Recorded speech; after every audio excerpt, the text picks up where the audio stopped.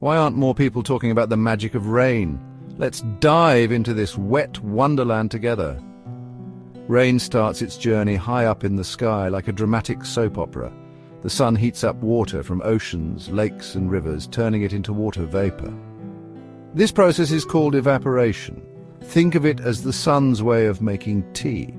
This vapor rises up and cools down, forming tiny water droplets in a process known as condensation.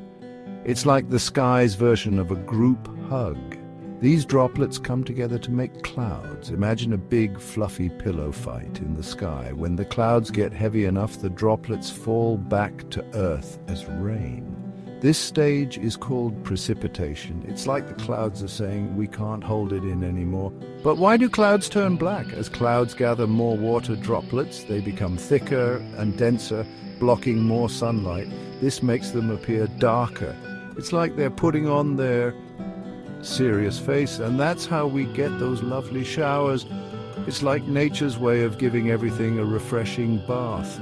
Rain helps plants grow, fills up rivers, and keeps our world green and fresh. It plays a crucial role in maintaining the ecosystem. It's like nature's version of a spa day.